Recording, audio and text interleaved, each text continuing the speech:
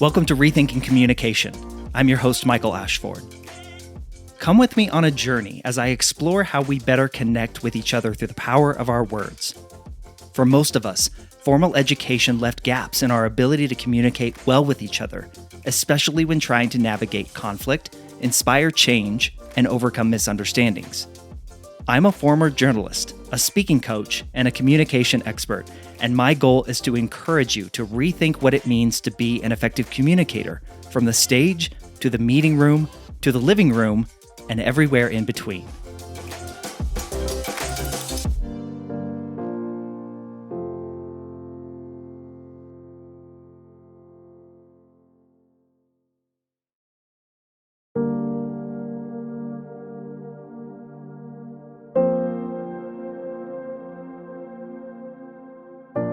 I wouldn't be saying anything new or original if I started this episode with the observation that we're deeply divided right now.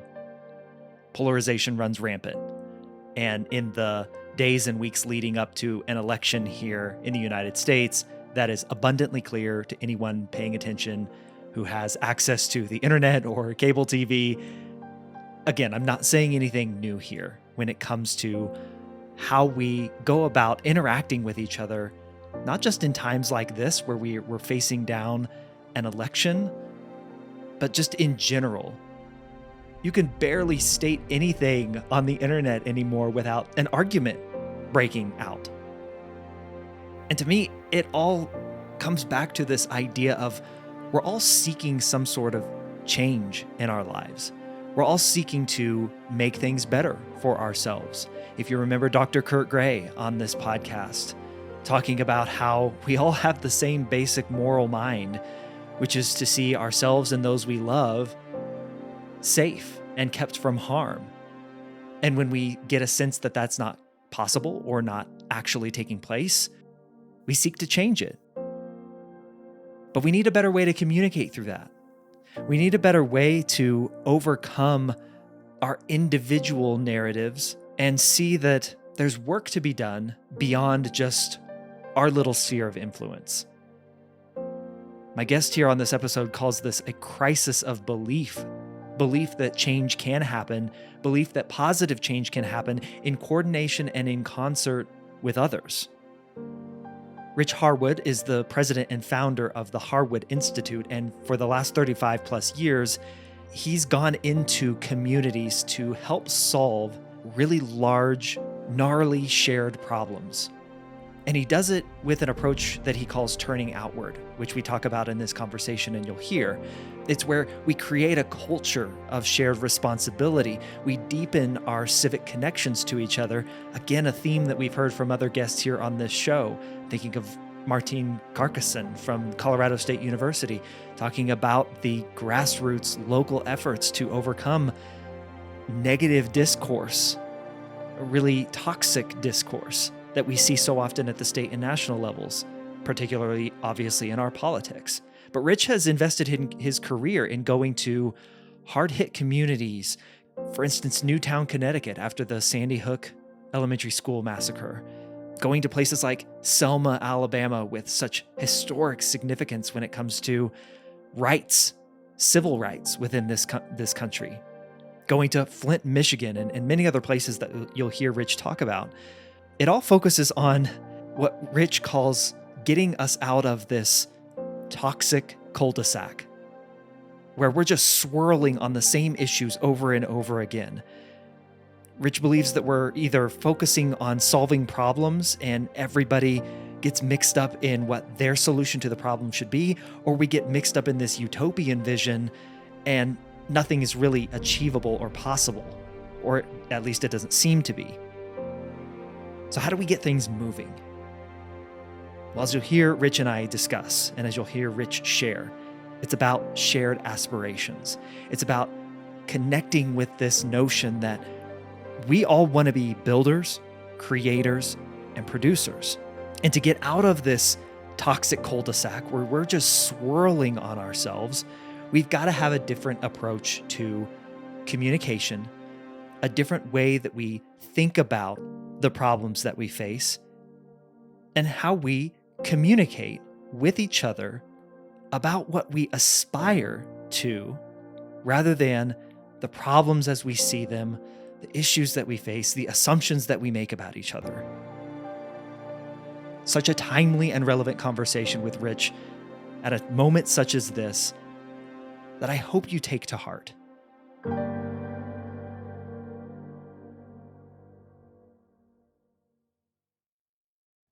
I came across something that you wrote recently, and I want to read it back to you because I think it's a great point for us to, a great jumping off point for us to begin. So, you were talking about how much of our country feels stuck when it comes to a lot of our problems and challenges. And you wrote, our instincts for how to create change tend to take us in exactly the wrong direction. We turn to comprehensive plans, seek to get as many groups and organizations and leaders around the table as possible, spend endless time trying to coordinate everyone's actions, prioritize raising boatloads of money, and promise change fast. Let's be clear, the state of the country calls for something much deeper, more real, and more promising.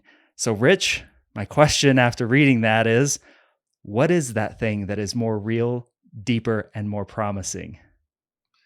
Well, first, I think we need to recognize that there's a crisis of belief in our country, that we no longer believe that we can come together and get things done.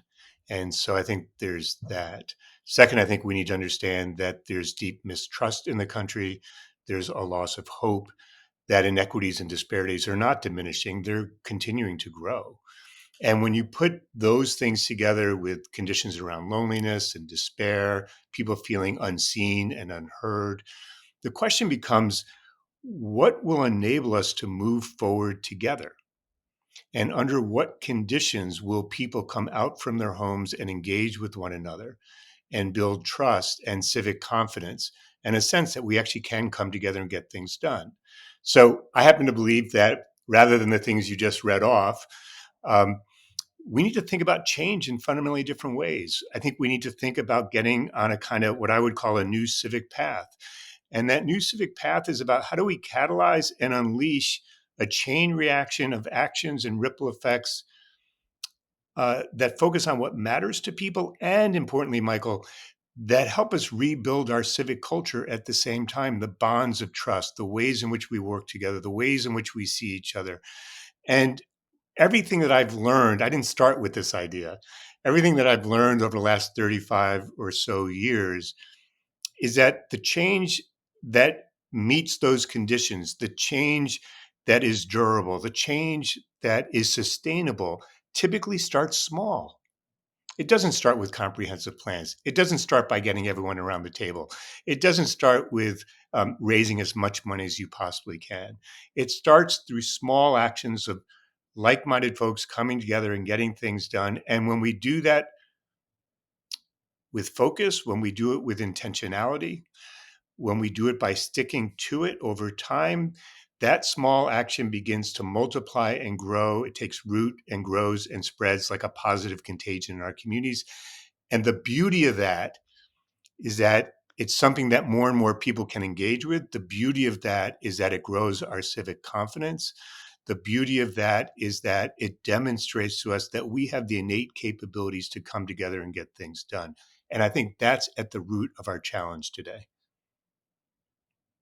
Rich, that crisis of belief that you described early in that answer, you said that we don't have this. There's this lack of trust. We don't have a belief in our neighbor, perhaps. And I'm kind of paraphrasing phrasing what you Mm, said.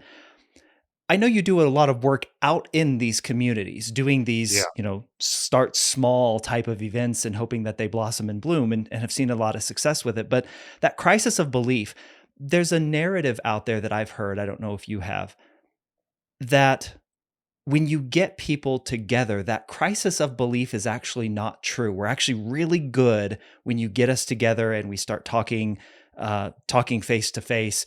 And it is when we're so focused on the national narratives and the national news and what we see on social media that this crisis of belief is almost like self-perpetuating. Hmm. Are you seeing are you seeing that? Is it true, I Absolutely. guess, the crisis of belief is yeah, not as deep or as real, not real, but not as deep as it perhaps seems. Well, I think there's a couple of things. One is I think that we have separated and segregated from one another at a faster pace than ever before. We do make assumptions about each other based on the hat we wear, the t-shirt we wear that has a slogan, the bumper sticker on the back of our car, the church we go to. We make instant judgments about each other. Um, and it is true, I think, that the national media and our national and often state politicians and local politicians increasingly have uh, manufactured and intentionally stoked divisions among us for their own personal and political gain. Um, Mhm. I, I, I believe that deeply, and we've done research on this. I think Americans believe this, and I think there's a case to be made for that. So I think that kind of surround sound envelops us, and the more it envelops us, the more it becomes our individual and shared narratives, and the more it becomes our individual and shared narrative, it begins to shape our mindset, behaviors, and actions. So that's what we're up against. The good news, and this is why I think we need a civic path that begins in our local communities, because in our local communities, we can turn outward toward one another. We can begin to figure out what we can agree on and take action on it amid some real differences. We can begin to regain our civic confidence. And what I find, Michael, over and over and over again, I was sitting with someone, I had to keynote the NAACP banquet in Selma um, a couple of weeks ago, and I was sitting with someone on stage before I had to get up, and they were bemoaning the condition of our politics the way that you just described it. And I said, what's really interesting? I said, when I work in these places, some incredibly conservative, some incredibly liberal, some a mix, I can't tell who's a Republican and who's a Democrat. No one's walking around with a big R on their chest or a big D on their chest or a big I on their chest. And here's the thing, as you alluded to, when we can focus on those things that matter to people in their daily lives, about youth in our communities, about senior care, about access to health care, about affordable housing, about issues around safety, all kinds of safety, not just crime, people come together really quickly. They want to act on these things. They want to improve their lives. I had someone in Ohio, in Jim Jordan's congressional district, no less, the co founder of the Freedom Caucus, who we're working with, folks in that district. And they said to me, thank God we don't have to talk about culture wars anymore. We can actually talk about the things that matter to us in our daily lives and actually come together and work on them. So, yes, if I had to give you a soundbite, my soundbite is we have manufactured a culture of disbelief in this country for the gain of those who benefit from it. And Americans are yearning for an alternative path forward that brings us back together and gets us to work together amid some real differences. Those issues that you just rattled off there, those uniquely local issues, our schools, senior housing development, Mhm. safety in our public spaces, for instance. You've alluded to this concept of it has to start small, and you also talked about we've far isolated ourselves far quickly, or far more quickly than we ever have in our history. What is it that you see, Rich, that gets people out of their homes, away from the computer screen, and actually in scenarios and in contexts and in places and spaces where they begin to discuss not only those issues but start to drive action from them? What gets What people what gets people riled up and out of their homes, Rich? Yeah, yeah. Well, look, I know you're really interested in questions. And the the thing is, first and foremost, we have to change the frame of the discussion. Right now, the frame of the discussion is focused on one of two things. Either we insist on focusing on problems, which increasingly put us in sort of a toxic cul-de-sac of politics as usual, people sort of taking positions, locking in, pointing fingers of blame at one another, casting aspersions. And that's just like a mess. And we keep seeing that over and over. The alternative to that is what a lot of communities do, which equally doesn't go anywhere, which is we end up in these utopian visions. Like, tell me your utopian view of society. And, look, I've done work in places like Flint, Michigan. I was called in after the massacre in Newtown. Um, we've done work in Mississippi. No one's interested in a utopian vision. People want to know how their lives can get better, how they can have a greater sense of hope. So, what generates that is the question. And what Yeah. generates that is a fundamentally different frame of reference for the conversation. It's not problems, it's not utopian visions, it's something we call shared aspirations. And if you ask anyone about their aspirations for their life and their community, like try this tonight when you go home with your wife, they will tell you things from their gut that matter to them that typically are actionable, doable, and achievable. And when we do this together and begin to forge our shared aspirations, we begin to recognize that we're in it together. We begin to recognize that while you and I might not share everything in common, there's enough, and this sort of goes to what motivates people and catalyzes them. Hmm. There's enough that Hmm. we can agree on that we can get moving. And so if we can create the discipline and the wherewithal and the focus to say, look, let's put aside all this stuff we can't agree on. We all know it exists. Let's focus on what we can agree on in this moment and let's get moving on that. And as we do that, more and more people see that. They see action being taken. We're essentially sending signals to each other. The first signal is what matters to you matters to us. The second signal is we actually share these concerns and aspirations. The third signal is we can actually start to move on these things and take action.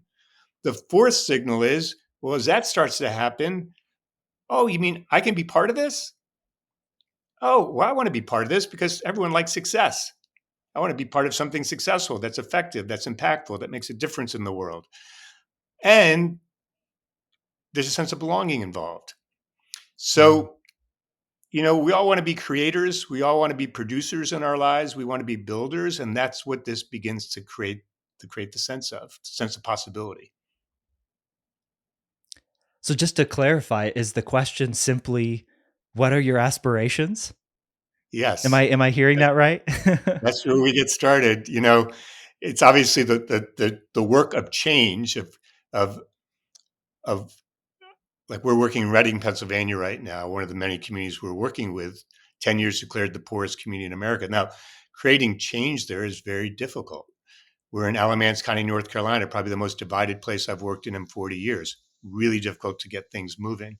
But yes, the initial question is simply, what are your aspirations for our community and your life? And then we have a series of other questions, and that helps to reframe what matters to people in their terms, not political terms or expert terms or professional terms or the news media terms. And that serves as the foundation for triggering or catalyzing and unleashing this chain reaction. Absolutely.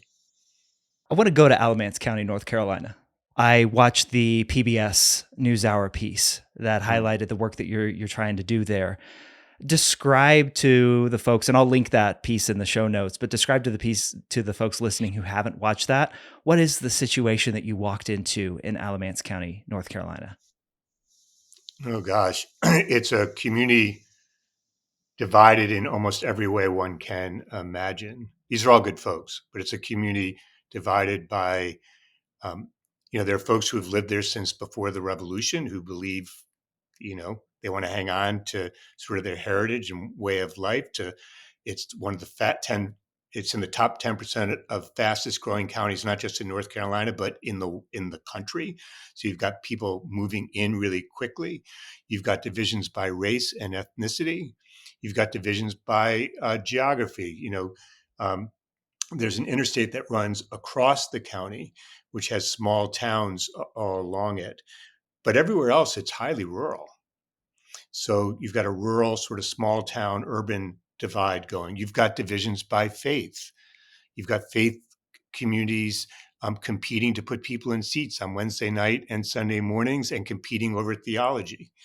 You've Yeah. got divisions by politics, by political parties. So almost anything we could imagine together, or your listeners could imagine, anyone listening in, exists in Alamance County. You've got divisions by wealth, and resources. So the question is, in a place like that, is how does one get things moving? They're kind of stuck. They're kind of stuck. And at the same time, they're experiencing all the forces of growth which is changing their lives really quickly as well. So you've got a confluence of factors, almost like a pressure cooker happening. But Hmm. there's low energy to get moving. That's the other challenge here. So there's very low energy to get moving because there's a lack of trust. People have been promised too many things that haven't come true. There are these divisions, and as you suggested earlier, there's this overlay of that we can't do anything together. This narrative. So yeah. So the question is, how do we get things moving there? Like you set me up. I mean, how do you begin to not just begin to get things moving and have people have the conversation, but even the want to. I heard you reference that we're in a consistent state of fight or flight when it comes Hmm. to our emotions about these big challenges. That we're our thoughts on discourse are either I'm going to go in and fight you, and sometimes perhaps literally punch you in the face to get what I want, to get the change I Yeah. want, or I'm going to remove myself altogether and be okay with my little bubble here Yeah. and almost pretend that you don't exist. Hmm. How do you even begin to get people to get out of that mode of thinking, Rich? Yeah. A few things. One, I think it goes back to your original question, right? You listed off all those things that people tend to do to create change. So one is I think we have to change our conception about how change occurs. And instead of thinking that there's some big bang approach, which is essentially one of the qualities of that list you read off at the beginning, I think instead we'd be better off thinking we'd be wise to think that this really is about how to create momentum over time so that we create a different trajectory, a more hopeful, a more inclusive, a more just and fair trajectory of progress over time that the community is driving, not a bunch of outsiders or others. So that requires a different approach to change. So that's number one. We were talking about that a moment ago in a way. The Mhm. other thing I think is we have to make a choice to turn outward toward one another, right? Which is both a mindset and a practice. But here's the thing about momentum that I do want to mention. If you're trying to create momentum, it's kind of like physics as opposed to civics, right?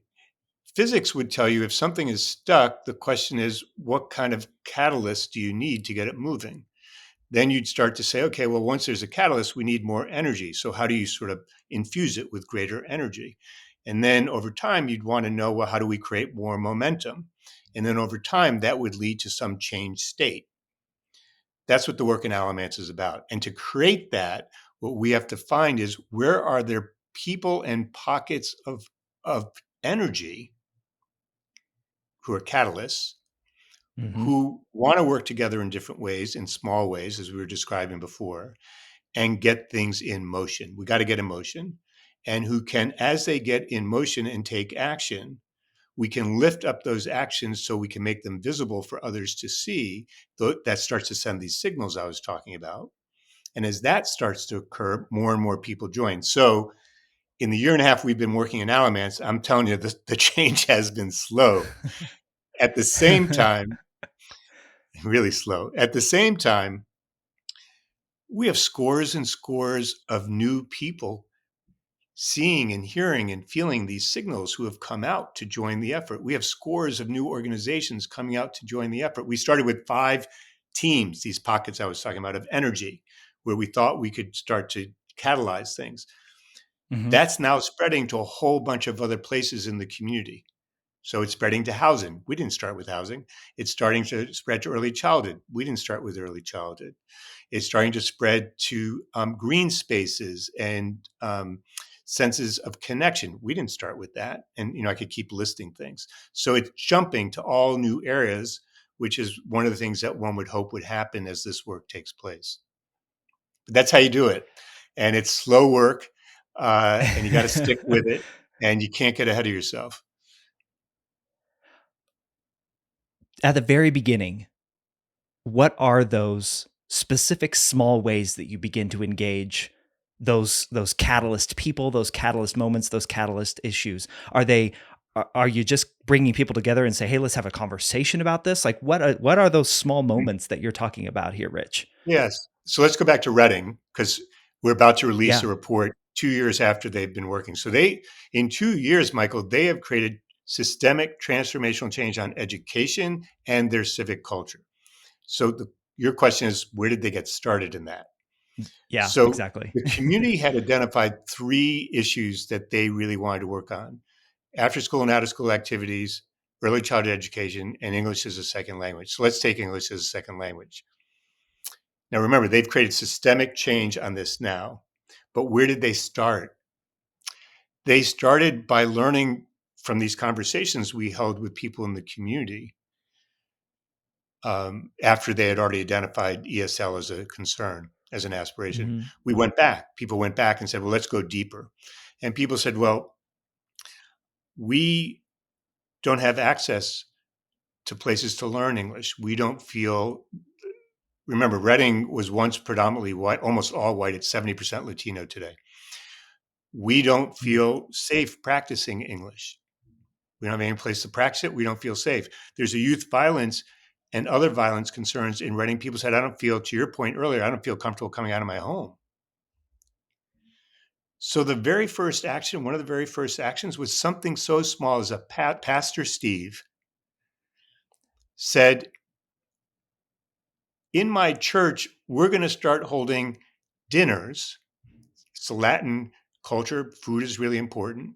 We're going to start Right. to hold dinners that will double as practice sessions for English. And we'll bring people who are learning English and people who want to learn Spanish together. Hmm. And we're going to have a dinner and we're going to connect them to one another. And for an hour or two, they're going to talk to each other. And, I want to say I swear to God, but I don't know if that's good if I'm talking about Pastor Steve. But, you know, I swear to God, what happened is, remember I said this is about focusing on what matters to people and changing the civic culture. So focusing on what matters to people is learning English. The civic culture is a sense of belonging, a sense of connection, a sense of safety, a sense of trust. These dinners created those simultaneously. All of a sudden, other pastors started to hear about this. And they said, well, why can't my church do this? This is just the Mhm. first action. So they started holding these. Then non-religious organizations started to hear this. They started holding these. Then businesses started to hear this and said, well, I want to do this for my employees because I want them to succeed in the workplace and in life. So they started to do this. And they all had variations on a theme. They all innovated as they went. So this is just the very first action. And Yeah. they created other actions around developing more volunteer instructors for English as a second language, putting English second language classes in schools, a whole slew of things that created systemic change, not just isolated change. But it all started with this one action. Going back to Alamance, and after hearing that, you remarked earlier that it's I believe you said a year and a half into the work there. Yeah. What are the shreds there that give you the same or similar type of hope as what you've seen develop in Reading? Yeah.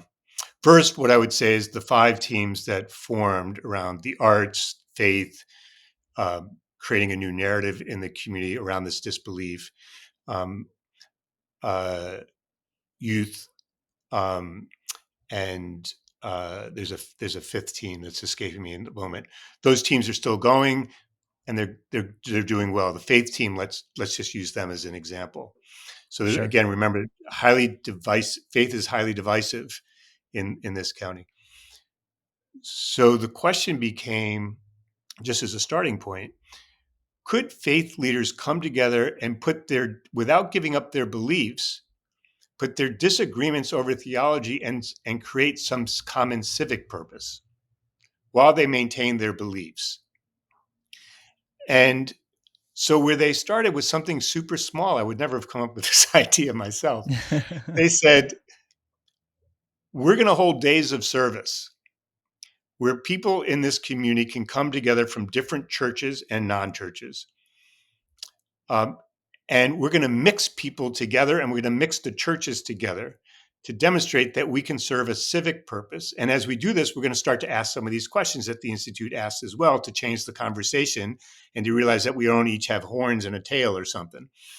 And, and, um, and so they're doing that. And what it's doing is it's laying the foundation, right, for us to bridge divides in the community, and importantly, it's drawing in other faith institutions and faith-related organizations like the Salvation Army and other groups uh, that can actually start to form a civic purpose and not argue so much over theology all the time and proselytize and just try to put people in seats.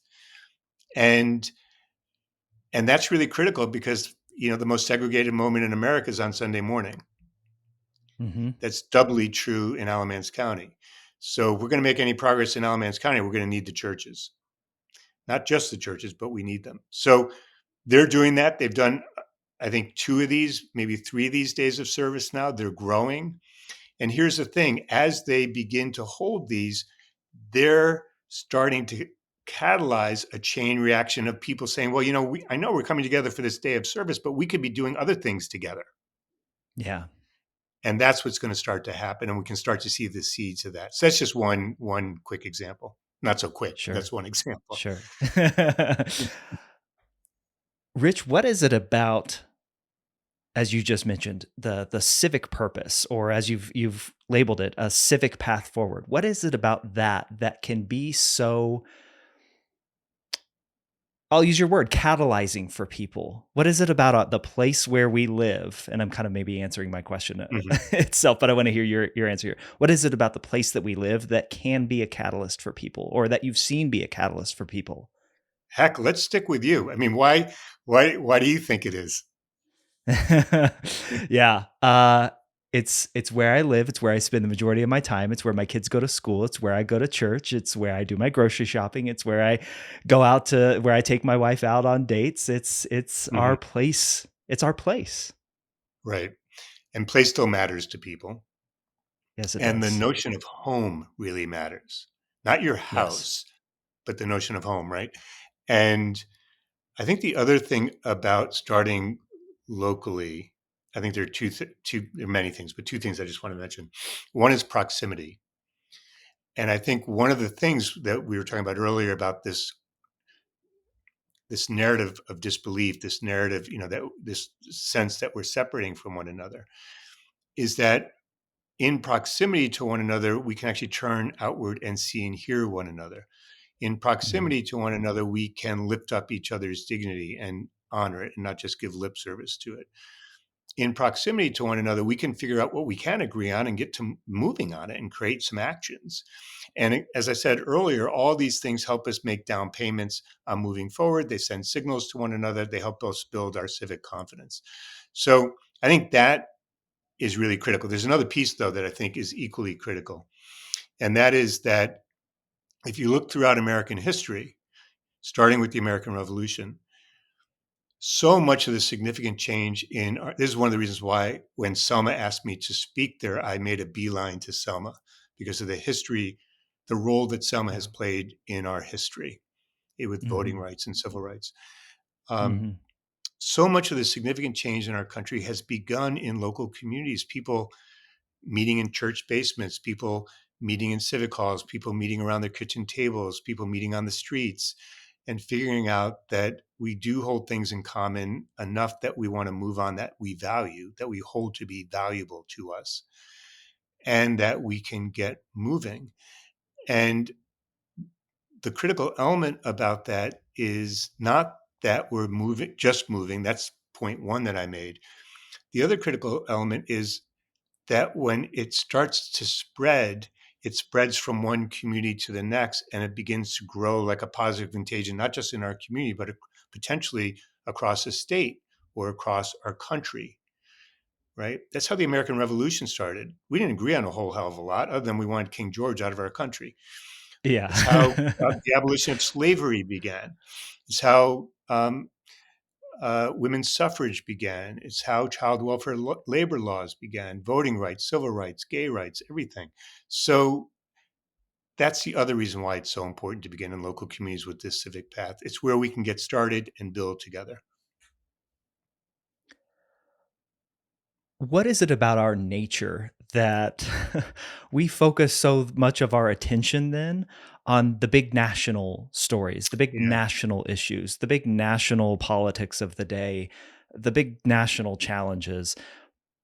what's in our nature that draws us to that are ultimately they make us feel like we're inconsequential in the decision to solve it.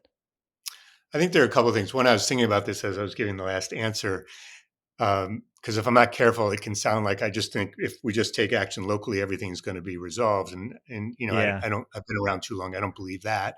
I think there are national and international issues that we do need to address that won't be addressed locally. But even if you take housing affordability, which is now an issue in the presidential campaign, you can't resolve that.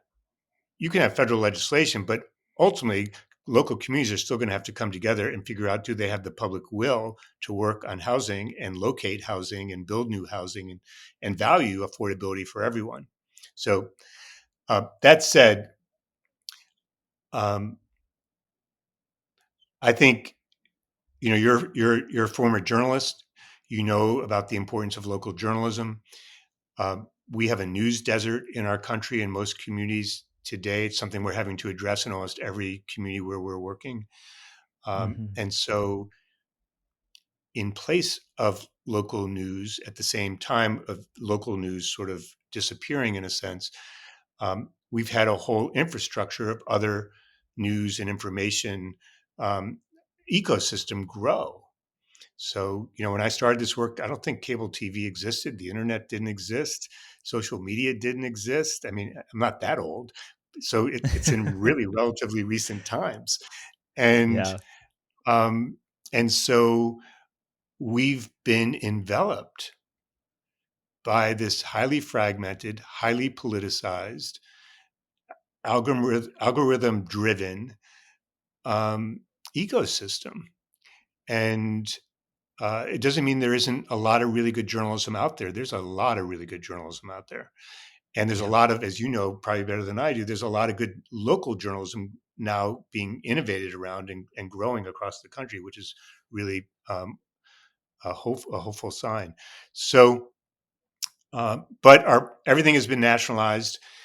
Our media has been nationalized in that way, or so fragmented um, that uh, we don't have the mechanisms from a news point of view, an information point of view, even locally, to bring people together. And I think Mm. that's really hurting us right now. That said, last thing I'll say about this, um, part of our job, our collective job moving forward, that's why the Institute, places so much emphasis on civic culture, is that we've got to rebuild and strengthen our civic culture in our communities and create the ways, the approaches, the mechanisms, the news and information ecosystems that enable us to come back together. We are hunkering down and separating at the very time when we need to come together. You referenced how long you've been in this work. I'm curious. I'm curious, Rich. How did you know this is the type of work that you want to do? Yeah. There are, well, one is I grew up in a house. Um, we're just watching my parents. They never talked about what they did. My mom started the first halfway house when mental health patients were being deinstitutionalized in the 1970s, and she located it just a few blocks from our house. My Mm. dad helped to regenerate. I'm white, we're white, but he helped to regenerate the NAACP in our community. He fought against neighborhoods being bulldozed. He was on the Urban Renewal Commission. He fought against neighborhoods being bulldozed to build new commercial places because he was afraid that those neighborhoods would be lost, and they were. Um, I could keep giving examples of what they did. So, but they never talked about it. They never talked about it. It was just expected of us. So that's one thing. The other thing I think for me is there are four things that came together for me as I got older. Um, One is that I worked on 20 political campaigns by the time I was 23. The last one, as Mm. an aide to a U.S. presidential candidate. I loved politics, but I came to believe even more now, that it's simply about winning at any cost, and it's not doing our country any favors, um, and it's actually corrosive. Second, I work for a couple of nonprofits. I'm still in touch with them. But I believe that too many nonprofits then, I still believe this today, Michael, live off of soft money. They have really nice sounding missions, but they're afraid to get dirt under their fingernails. And I think we've got a lot of work to do in this country to bring people together and to help people improve their lives. Third, I'm a person of faith, and my faith every day, every moment calls me to this work in really profound ways and really basic ways. And fourth, um, as you may know, when I was born, I was diagnosed with cystic fibrosis in 1960, the year I was born. That was a death sentence. You were given 3 to 5 years to live. My family Mm. went on a death watch. Um, I grew up in much of my youth in hospital beds. I have vivid memories of all the doctors and nurses standing around me as I got older, talking about me, but never with me. I learned Mm. firsthand what it feels like to be invisible, to not be seen and heard. I was manhandled and violated repeatedly for tests. I learned what it feels like to have your dignity stripped from you. And I learned what it feels like to be chewed up and spit out by a system that's supposed to help heal me, the healthcare system, but often did more harm than good. And I saw my parents really struggle, just really struggle. They really tried, but they were overwhelmed. And I've come to believe the confluence of these four things when I was 27, just prompted me to do this. I had been thinking about it for a few years, and everyone who I spoke to about this, my parents, uh, other mentors, people, told me I was nuts. Like, why would you do this? And why would you do this alone? Like, you don't have a partner, you don't have any money. I didn't have an angel funder, I didn't have any of that stuff. I just bootstrapped it, and this is the best damn decision, other than having kids and getting married. Is the best damn decision I ever made. Rich, what does it do to a person to, as you just described, feel invisible, be spit out by a system that did not serve them in the way that they thought that it should, or that it should have? What does that do to a person and your perspective? Well, I think different people probably respond in different ways. I think for some people, they're broken and they have to find a way to put themselves back together. And for some people, that's a very difficult thing to do. They may not have the support they need. They may not have uh, just the ability, for whatever reason, to make that happen. And my heart, I encounter individuals like this. For a lot of people, they're facing other systemic problems. They don't have access to healthcare. They may not have access to mental health care. They don't have access to a mentor. They don't have access to good public schools. They're lacking opportunities. And these are folks I encounter every day in our work. Um, and, you know, but what they do have, Michael, is we all have innate capabilities. They do have within them a light that may have been diminished or dimmed, maybe even temporarily gone out, but it's still there. The makings of it are still there, and they just need a little help reigniting it. And when they do, they do amazing things. These are the folks we're working with in Reading and in Alamance. For me personally, what this did was, I remember really early on. I was 8. Um, I remember two things really vividly. I remember one, um, encountering God and my faith in a very strong, basic, profound way that kept me going, and a sense that I just have to keep moving and hope that tomorrow will be better than today. And it often wasn't, but I kept hoping. And second, I think I came at a very early age in a way that, at 8 you do, but over time has grown, to this idea and belief that you only have one life. And you have, if you choose to, you get to choose what you want to make of your life.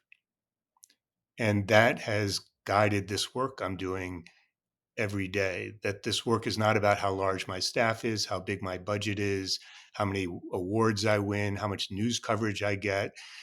The work is about making a choice every day that I'll be damned if people are going to grow up and feel invisible. That if they're going to feel unseen and unheard, that if people don't feel that they have a sense of possibility in their life, that if they don't feel a sense of belonging with others, a sense of connection to others. Um, and I can talk about all the complexity of our work and the ins and outs of our work and how we get the work done and everything. And I love all that stuff, believe me. Um, but the reason why I'm doing this is not because of that. The reason why I'm doing Yeah. this is because I think human desires and human nature is that people want to make something of their lives and of themselves and of their families and of their communities. And I want to help unleash that in people so that they can feel a greater sense of control and agency and love and connection in their lives. Probably much more than you ever wanted to know. Oh, no, I wanted to hear all of that. It perfectly explains then something I saw in a video that you did. You posted in front of the Edmund Pettus Bridge in Selma, Alabama, Mm, that you've mentioned several times. In that video, you said you have to decide what you're going to see. yeah. When you're talking about looking out and the challenges that a particular community might face or an individual might face, Rich, my question in that is, what are some questions that we can ask ourselves to begin to open our eyes to those possibilities of what we can see other than the challenge or the feeling that may be right in front of us? What are some questions we can begin to ask ourselves? You know, I think there are different questions, I guess. That's a great question. I think one question we can ask ourselves is what are our aspirations for our lives and in community? And do we believe that others might share some of those? So that's one. I think we can ask ourselves, what are we looking at? What are we choosing to look at? And what do we see when we choose to look at that? So in Selma, so many of us choose to look at the bridge. Okay. So many of us choose to look at the dilapidated buildings. All right, they're there. I think we can ask ourselves, okay, so we see those. What else is here? Who else is here? And when we see them, who do we see? Do we, you know, when I work in places like Alamance County, I think in places that are really divided, people have to ask themselves, are the people who live in that other town that maybe I've never been to, are they are they my enemy? Do they have human concerns? Do they have human desires?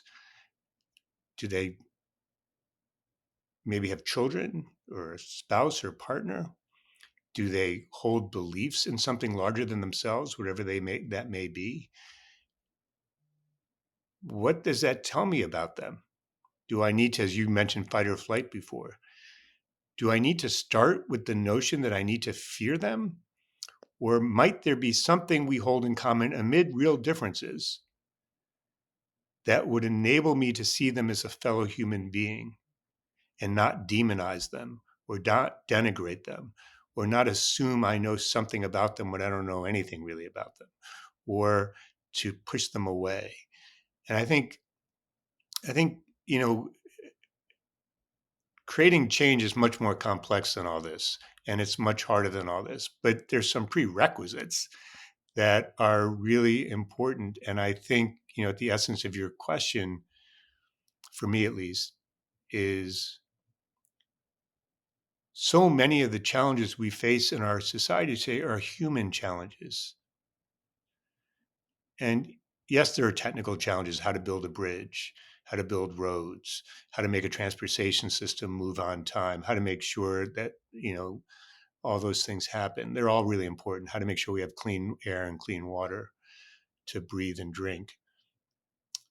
But so many of the things that people are really concerned about transcend those things. And in order to even solve those technical problems, we've got to come back, not to agree on everything. Not, I don't believe in singing kumbaya. There's nothing kumbaya-ish about this work. It's really damn hard. But we can't dehumanize each other in the process. And we've got to find a way to see more than just what we want to see and what we're just willing to see in the moment. It's really hurting us. I wish I could just give you a list of questions. I gave you a long answer. No, and I'm writing down what you just said because I loved it so much. Or willing to see. Got it. So good. Uh, you have talked previously and made, I'll say, an admission of sorts that there's no guarantee that this works. Hmm. So, what keeps you going? Well, one is that there's no guarantees that it's going to work, so we better get to work.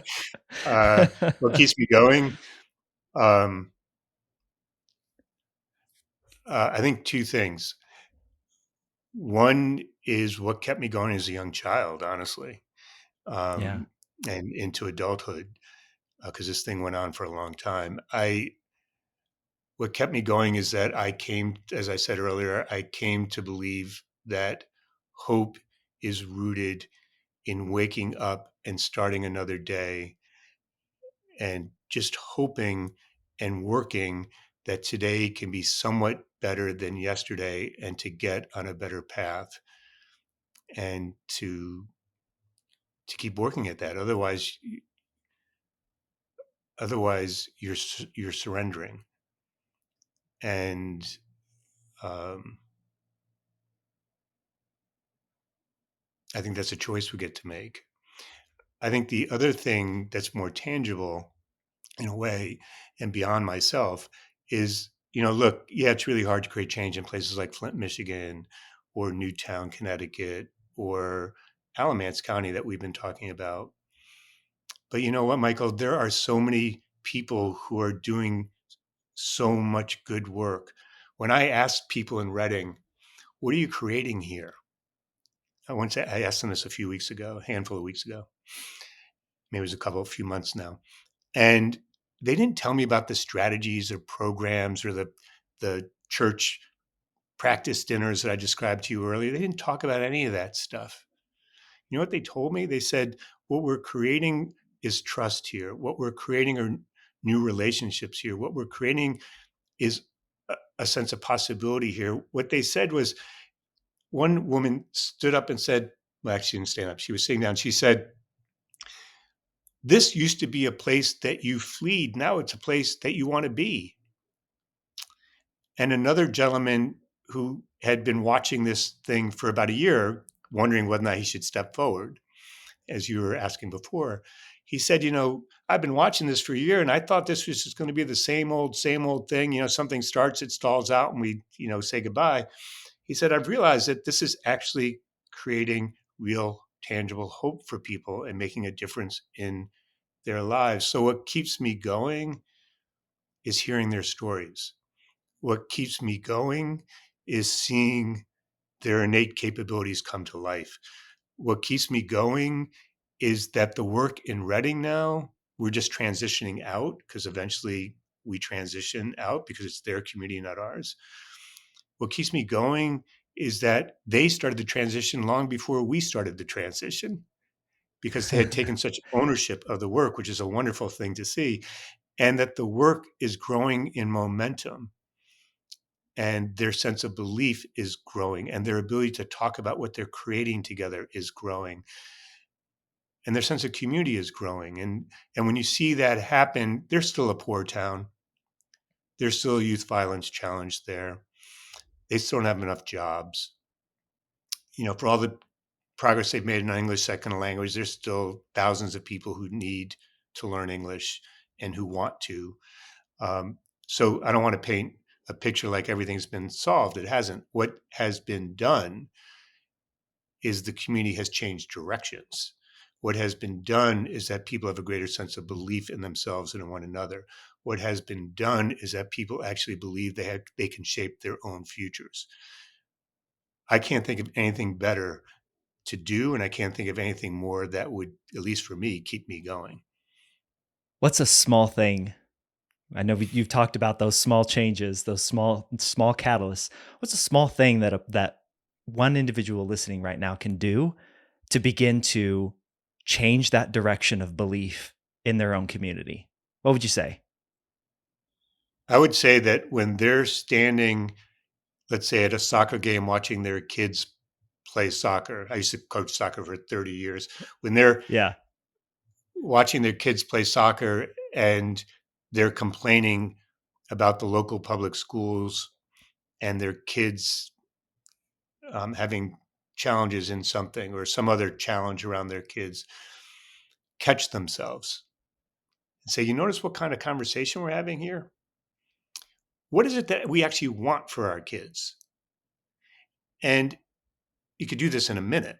That's a different way of asking about aspirations. What is it that we really want for our kids? And there's five of us standing around together, bemoaning things that are happening. What could we together do? Like starting tomorrow, what's one small thing we could do, even just for these kids on the field, right? Or even the other team, better yet. What could we do? There's something you could do. There's something you could do. And just starting now, that's not going to fix everything in your community. It's not going to get to the large scale change that I want to see or that we're working on. But if you're asking me, what could people do tomorrow? That's one thing. And that could be at a soccer game. It could be at their church. It could be at a barbecue. It could be on the street corner where I used to live on a corner lot in my old neighborhood and people, whether they were invited or not, congregated on my front lawn. And we always had these conversations. It could be anything. It could be anywhere. It could be at a bar. I don't care where it is. But make yourself conscious and aware of how you sound and what you're talking about, and then just change the frame of reference and see what happens.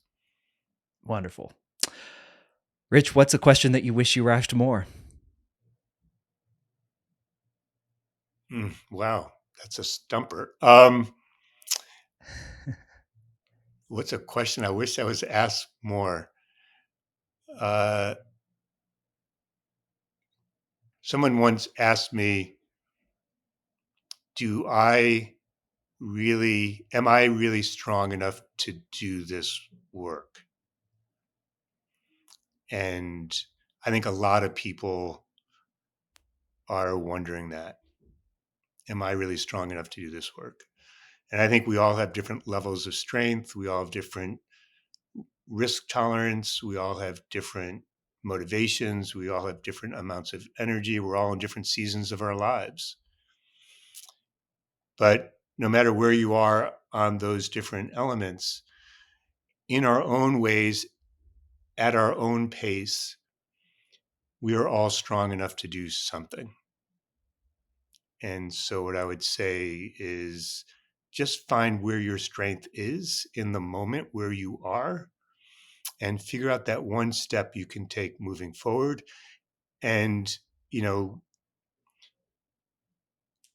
I always say to folks, it doesn't matter how big or small your contribution is. Let's get away from that. Everything is worthwhile, everything matters, every contribution is needed. So if your step is a small step right now, if that's what you can do, then God bless you. Do that. And then when you take that one step, you'll see that maybe there's another step you can take. And then before you know it, you're taking a few steps. And then you meet some others along the way and you go together. And I think, we need more of that mindset, whether we're talking about really small things in our country or even really large challenges. Rich, I would say that is a perspective that is much deeper, more real, and more promising. Well said, sir. Thank you for the work that Thanks. you do. Thanks for bringing that perspective to this show. I appreciate it so much, Rich. Thank you. Thanks so much for having me, Michael. I hope I can come back someday. So thanks. As you heard Rich say in that conversation, one of the prerequisites of change is that you've got to find a way to see more than what you want to see or that you're willing to see. And that is deeply uncomfortable. To be able to look past your individual narrative and see others for what they might be, what they could be, what they actually are, free of your assumptions about those things. Yes, you can have opinions, and yes, you likely do have opinions, but free of those assumptions and see things for how others see them. Not just walking a mile in their shoes. That's not possible, and I've never liked that cliche. But that's why in my methodology of conflict communication, the ask then see approach, it is all about trying to understand, not agree with, but trying to understand a different point of view by asking questions about or of the quote unquote other side. If you can at least get an understanding beyond your individual narrative of what somebody cares about, how they came to that care, what experiences fed into their opinions of the issue at hand, and then come together and talk about the shared aspirations that exist in the middle. That's where, as Rich said, when you begin to see beyond what you want to see or what you're willing to see, that's when you begin to create. That's when trust is built. That's when new relationships are forged and formed. And that is where possibilities for change become reality. And I'll leave you with this from Rich. I hope you caught it. These are his words, not mine. I love that he said, hope is rooted in working to make today better than yesterday. And is the way that you're showing up, is the way that you're communicating through problems and issues going to make things better, not just for yourself, your individual, or those that you care about most? Is it rooted in making today better than yesterday? Or are you adding to problems? Consider that as we put a bow on this episode. So I want to thank Rich Harwood for this incredible conversation and for bringing his not just wisdom and perspective, but his real world on the ground experience in some of these communities that we discussed to this program and to this podcast. I hope you take his words to heart and listen and begin to consider your own behavior and how you show up in the world. If you enjoyed this conversation with Rich and all the other guests that I have on this podcast, please share it with your network so that you can help us spread the good word about the importance of what it means to communicate well, the importance of asking questions, and the importance of turning outward. If you would ever like to get in touch with me, you can always email me at michael@rethinkingcommunication.com or go to my website, michaelashford.com, and reach out there. I'll catch you on the next episode of Rethinking Communication, and until then, keep asking questions.